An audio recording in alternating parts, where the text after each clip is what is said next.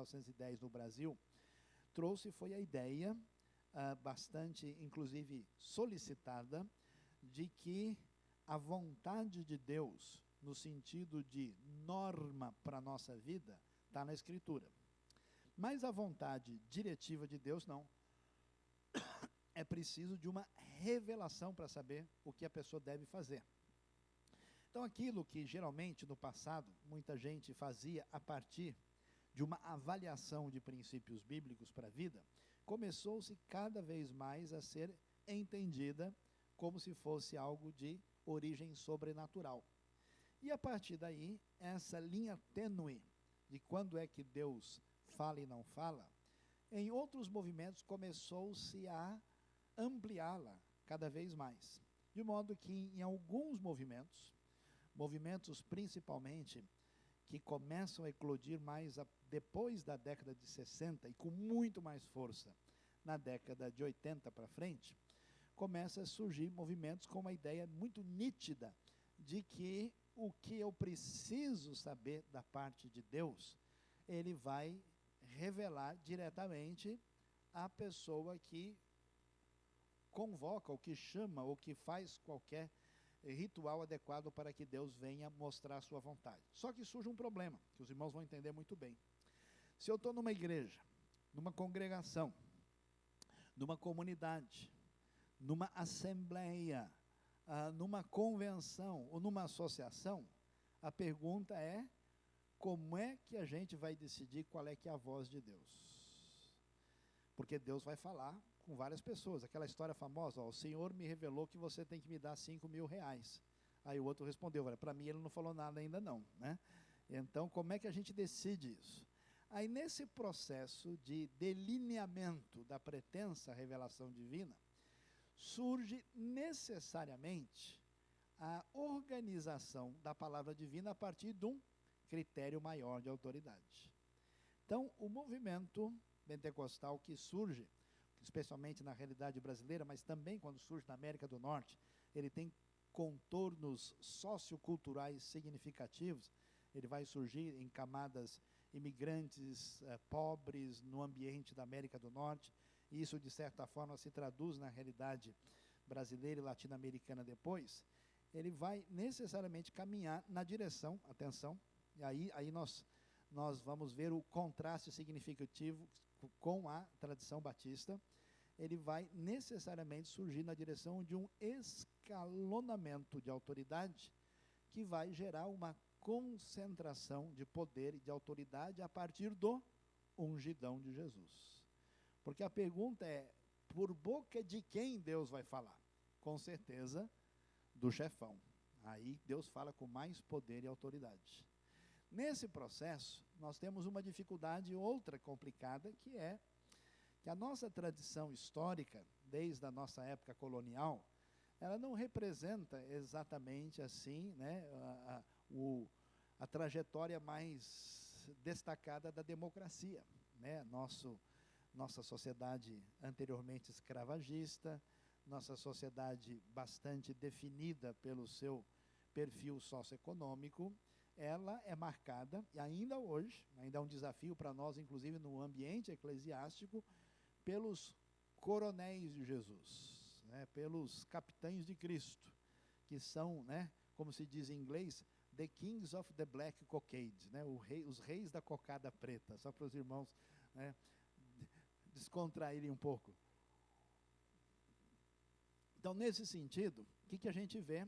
Que essa estrutura social, com essa expectativa, encontrou, nessa tradição mística, de concentração de autoridade, uma realidade favorecedora para construir um tipo de religiosidade que se afastasse de uma perspectiva de autoridade da Escritura. E se a Escritura é autoridade, qual é o segundo passo necessário? É que a verdade e a autoridade não está em ninguém, está aqui. E se está aqui, como é que eu chego a ela? É necessário ler, estudar, refletir, questionar. Por isso, a tradição protestante ela é progressista no sentido do aprofundamento dos níveis educacional e social de qualquer comunidade que venha se relacionar com essa perspectiva. E também o texto, sendo supremo, ele se torna maior do que todos nós. Como se diz, quando Deus reina, todo mundo baixa a cabeça. Quando a palavra é verdade, ninguém está acima dela.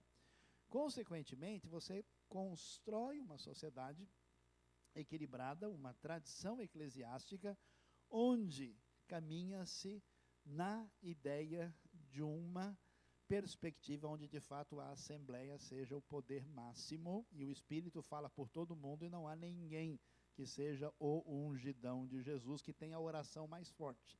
Estava falando com o pastor Vani que eu estava pensando até em fundar a igreja evangélica do Monte Saião, para ver se dá certo, né?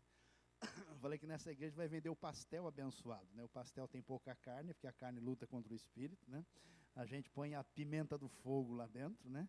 Ele tem a fumaça do altar, quando você morde o pastel, e ele é ungido com óleo. A pessoa come e cai na hora, então vai ser uma bênção extraordinária. Então, essa ideia de concentração de poder é muito estranha. E o que acontece recentemente?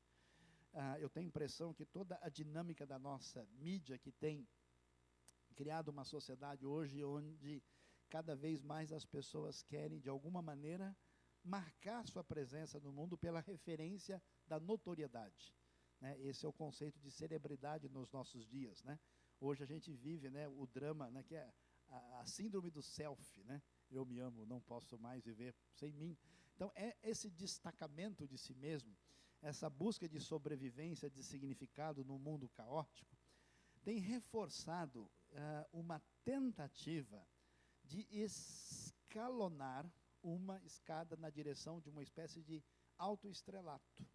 Esse mundo complicado tem os seus desdobramentos, até mesmo no nosso meio. Por exemplo, quando nós vamos estudar o Novo Testamento, e nós vamos encontrar as palavras que aparecem lá para a função pastoral, com a palavra presbítero, que indica uma pessoa que tem uma situação de autoridade, alguém, a palavra originalmente significava ancião, ou a palavra bispo, que dá a ideia de liderança e de supervisão, aquele que olha da parte de cima, e a palavra pastor, que tem esse sentido de cuidado. A gente vai ver que a função pastoral envolvia essa autoridade que não vem da pessoa, vem da parte de Deus e vem do texto, que ele reflete na sua proclamação da palavra, envolve o cuidado do povo de Deus, e envolve o ensino da vontade de Deus. Mas, na verdade, nenhum líder eclesiástico tem poder em si mesmo. Inclusive, nós, sendo bons batistas, sabemos que a autoridade que nele está é dada a partir, não só da palavra divina e daquilo que Deus lhe deu para fazer, mas da comunidade, da assembleia, da igreja que o reconhece como tal. Não vem do indivíduo. Mas contra essa direção, a coisa realmente tomou proporções complicadas. Por quê? O pessoal, abandonando uma eclesiologia do primeiro século do Novo Testamento, começou a entender que a gente começa nos níveis mais baixos, né, dependendo qual é a sua patente. Os níveis mais baixos, os diversos grupos evangélicos, pode ser obreiro, pode ser diácono, pode ser evangelista, tem vários, depende, né? Cada um na sua religião, né? Depois chega no nível já que existe alguma unção especial, que é do pastor, e aí pastor é muito pouco, então precisa subir, aumentar o padrão. E aí começa, não, agora não é pastor, o sujeito agora passou a bispo, mas bispo também não está forte o suficiente, então vamos ter que pegar um título mais forte. E a coisa começou a crescer até o ponto que hoje existe uma multiplicação indevida, inadequada do termo apóstolo, no sentido de pessoas que pretensamente têm alguma conexão especial com Deus. Alguns se dizem capazes de milagres particulares. Pessoas que concentram autoridade sobre si mesmo e que têm poder em si para ordenar outras pessoas e multiplicar como se fosse uma reedição ou algum tipo de reorganização dessa realidade apostólica do Novo Testamento nos nossos dias. E os irmãos devem estar preparados, porque isso não para por aí e prossegue. Já existe gente que já se chamou de pai apóstolo. Recentemente fiquei surpreso de um indivíduo que mandou um e-mail para várias pessoas onde ele se intitula arcanjo. E uma pessoa conhecida minha recebeu esse e-mail. Mas recebeu o e-mail e imediatamente achou que era alguma brincadeira. E ele respondeu, né, num tom jocoso, achando que alguém estava fazendo alguma brincadeira, quando ele recebe a resposta com todas as palavras mais negativas do mundo, trazendo todo tipo de invocação contra a vida dele, onde o sujeito de fato confirmava a sua condição especial de arcanjo. Meus queridos irmãos, talvez para fechar nossa reflexão, mais complicado e mais gravemente, nós já temos gente recebendo unção de patriarca, né? O último patriarca que eu me lembro é o patriarca da Independência, José Bonifácio, mas não é esse que eles estão querendo, não, né? Eles estão invocando, e eu sei de uma realidade fora do Brasil. Importante os irmãos saberem sobre isso, porque na nossa aldeia global, as interações começam a se tornarem múltiplas e podem ter decorrências inesperadas. Numa recente conversa com alguns amigos da América Latina, alguém me disse de um sujeito que recebeu a unção patriarcal e por essa razão ele tem direito a 4 esposas, porque ele recebeu a unção de Jacó. E como Jacó tinha 2 mulheres e 2 concubinas, o texto bíblico então vai supostamente abrir o espaço para essa novidade de unção particular, pós-apostólica, que a gente vai perceber de maneira triste que caminhos nós temos aí.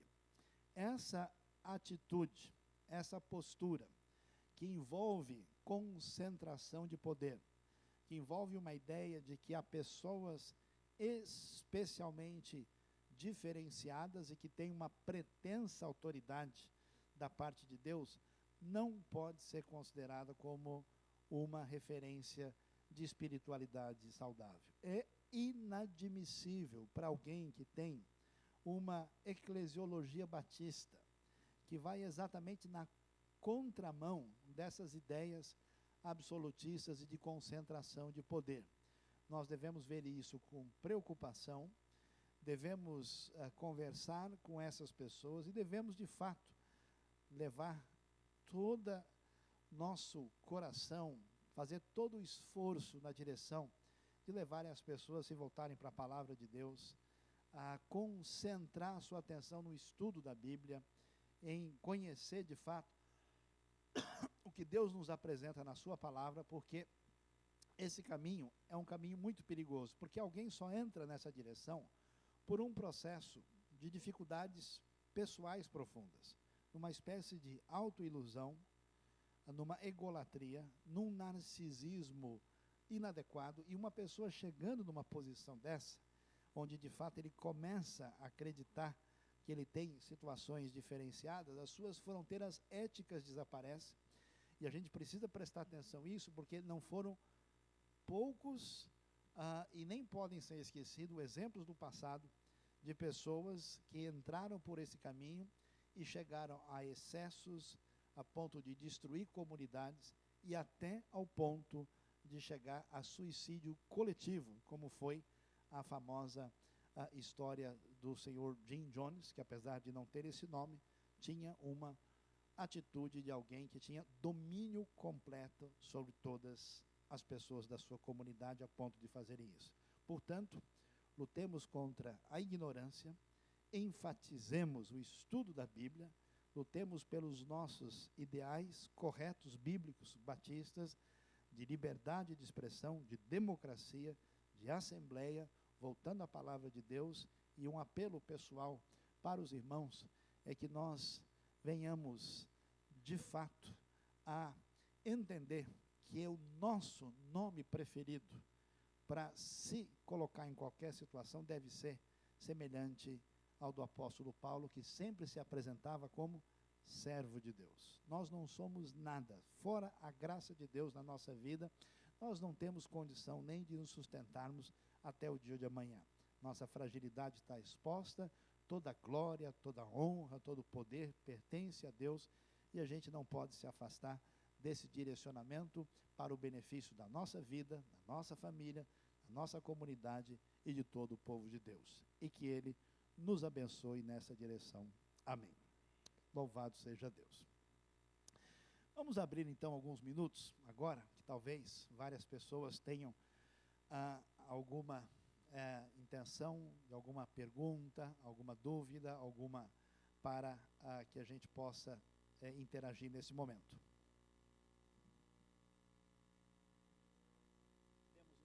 Temos um segundo? Não, senão temos que fazer. Pastor Sayão, eu estava meditando e querendo encontrar o motivo para questionar o irmão, mas o irmão abrangiu tudo. Eu acho que eu quero parabenizar a convenção por esse congresso e pelo assunto que está sendo discutido. Acho que o irmão deveria falar mais, e aos pastores também, em congresso de pastores. Mas eu destaco um ponto, eu acho que o irmão é o apóstolo de Jesus para definir a expressão apóstolo. Quando um pastor batista chega a se autodenominar apóstolo, não é um fato isolado. Penso eu que toda a doutrina bíblica adotada pelos batistas já está comprometida. Ele quer ser apóstolo para ressuscitar o culto judaico, ele quer ser apóstolo para ser o ungido de Deus intocável, ele quer ser apóstolo por questões financeiras, e isso vai até atingir a eclesiologia. Eu gostaria de saber do irmão se realmente é isso que acontece. Eu penso que o apóstolo não é só por ser apóstolo, é porque ele quer tudo mais no ministério dele. É difícil a gente, talvez, ter um juízo definitivo sobre essa questão. É sempre importante, em qualquer contexto, a gente ouvir a pessoa, conversar, interagir. Eu acho que tem gente que entra nessas coisas por moda, porque viu gente fazendo e achou bonito e nem está entendendo. Eu me lembro, vou até confessar aqui um pecado entre os irmãos perigoso aqui. Uma vez eu fui pregar, como eu prego em diversos ambientes, eu fui chamado para pregar numa comunidade no estado de Goiás, e só me disseram o nome da igreja, eu não sabia de nada. Eu cheguei lá, era a comunidade de um apóstolo. Olha que coisa, né? Alguém falou apóstolo, que é brincadeira, né? Então, quando eu cheguei lá, eu não sabia de nada, e eu fui e trouxe a palavra bíblica normal. Inclusive, eu percebi que várias pessoas estavam procurando o wireless depois, né? Porque a mensagem é muito diferente. Alguns até vieram falar comigo, e quando eu soube que o indivíduo se intitulou como apóstolo, eu fui conversar com ele. E abri o jogo diretamente. Eu falei, mas escuta, o irmão, a pessoa está me dizendo, né? A igreja aqui, o irmão se define como é isso? Porque eu sei que o irmão não acha que o irmão é um dos 12, né? Com certeza. Então, como é que define? Aí ele ficou tão sem graça, ele não teve que responder, ele disse, não, eu estou aqui para fazer a obra de Deus, para servir ao Senhor, e disse alguma coisa lá que não tinha muito conteúdo na sequência. Então, assim, é provável que na maioria dos casos, o irmão tenha total razão. A pessoa tem, vamos dizer, uma licença para si mesmo, a partir de uma referência mística de que ele tem autoridade especial para fazer A, B ou C. E isso é complicado. Eu acho que em alguns casos, a pessoa está passando por um momento de crise e de dificuldade, que passada aquela onda ele pode se realinhar no contexto. Mas que a gente deve entender que se trata de uma situação de enfermidade pessoal, com certeza devemos entender, porque isso não tem mais nada de batista nem de bíblico. Pastor Sayão, eu tenho 2 casos a mencionar, e eu não sei se o senhor daria alguma explicação. O primeiro caso foi um dos fundadores desse estilo de comunidade, que faleceu agora recentemente lá em São Paulo. E entre algumas aberrações que ele citava, uma delas é que ele não morreria, que ele seria trasladado. O irmão sabe de quem eu estou falando? Sabe. Ok, Davi Miranda. E ele morreu.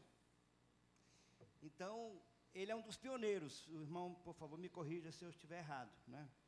Que eu conheci lá em São Paulo, lá quando ele comprou aquele galpão lá, que era da Light, ou coisa parecida, né? E o segundo caso, que já morreu agora há pouco tempo, e já fechou a comunidade, era um cidadão, eu não me lembro o nome dele, mas a sigla deles era 666. que tinha e tal. Então, ele tinha uma comunidade aqui muito próxima.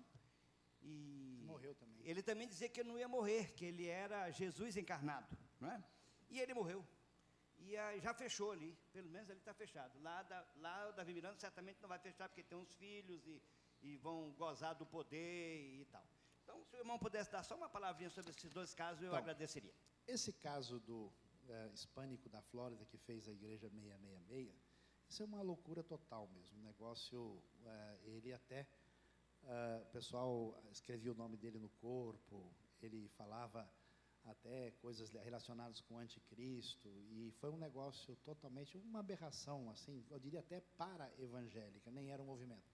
Mas o caso do Davi Miranda é interessante, porque a Igreja Pentecostal Deus e Amor, fundada no dia 3 de junho de 1962, pelo Davi Martins Miranda, na Avenida do Estado, 4.568, ele representa um movimento do afastamento daquele que a gente chama de pentecostalismo tradicional, que era representado por duas vertentes, pela Assembleia de Deus e pela Congregação Cristã do Brasil, que é o pentecostalismo clássico, que era fundamentado nos dons de palavra, especialmente línguas e profecia. Quando a gente chega na década de 60, na verdade no final da década de 50, com a chegada do movimento da Igreja do Evangelho Quadrangular no Brasil, com os missionários, principalmente Raymond Boatwright aqui, a gente vai ter um desdobramento que vai criar as primeiras igrejas totalmente brasileiras, com destaque maior para a Igreja Deus e Amor e para a Igreja O Brasil para Cristo, do missionário Manuel de Mello. Então, o que essas igrejas vai acontecer? Mesmo que eles não utilizassem essa nomenclatura, a função que eles exerciam, interessante que o Davi Miranda se chama de missionário Davi Miranda. O pessoal podia ser mais humilde no mesmo caminho, né? Então, até falei para o pessoal que eu vou fundar a igreja municipal do Reino de Deus, depois a gente vai devagarzinho, né? Não é a igreja intergaláctica, né? O pessoal só começa gigante, né? Então, podia começar como missionário, né? O pessoal começa, de fato, hoje, sem ter muita coisa, como um apóstolo, e o que chama atenção é que o Davi Miranda, de fato, concentrou o poder total. E a ideia é essa. Como, em tese, ele tinha poderes especiais, e ele formou a igreja em torno disso, ele é a voz única, autoridade total, e todas as realidades internas da igreja era definida. Ele até falou que seria transladado mesmo, e faleceu aí, no mês passado, aos 79 anos de idade, e tendo uma igreja das mais, eu diria, detalhistas nas exigências do comportamento dos seus membros, né? E, de fato, eu entendo hoje que a comunidade vai esfacelar, ela deve dividir-se em grupos, porque não existe condição de caminhar numa outra direção, e, de fato, o modelo de organização é no estilo chamado apostólico.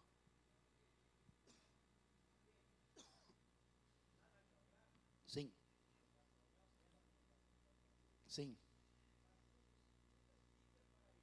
Sim. Exato, conheço.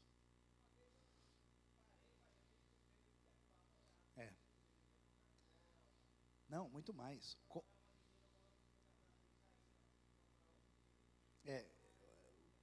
pastor está falando do compêndio da Igreja Deus e Amor, para ver, porque no caso da Igreja Deus e Amor, a delimitação ética foi muito detalhada. Então, por exemplo, existe o tamanho do cinto em centímetros do homem e da mulher que pode usar. Existem regras para óculos. Esse óculos espelhado, onde já se viu? Isso é vaidade, não pode, né? E até tem a seguinte, que é proibido jogar bola, futebol. Mas assim, não pode jogar bola de couro, né, ou de capotão, como alguns chamavam, né? Só pode de plástico e de borracha até os 7 anos de idade. Porque a base bíblica está lá. Quando eu era menino, me preocupava com as coisas de menino, agora que cheguei a ser homem. Muito interessante. Eu li, analisei detalhadamente aquele material e achei, vamos assim dizer, pitoresco, né? Foi interessante, vou dizer uma coisa para vocês. igreja, Deus é Amor, nunca deixou entrar nenhum material de fora lá dentro. Exceção o material que eu desenvolvi, que foi exatamente o que está aqui, a Bíblia de Estudo e Esperança. Como é uma Bíblia com um estudo bastante básico, eles analisaram, foi a única coisa que foi de fora que eles permitiram que entrasse lá, porque viram que era somente estudo bíblico, aparentemente inofensivo. E aí eles só tiveram que excluir o nome e botaram, mas sendo coisa para o benefício deles, não tem problema. Pois não. Tem uma autoridade de vasto conhecimento. Me ajude agora, pastor, a entender. Nós temos aqui no Rio de Janeiro um apóstolo que desafiou os batistas, a Assembleia de Deus e a Igreja Católica para debate, no rádio, na televisão e na internet. E no passado tempo, ele venceu.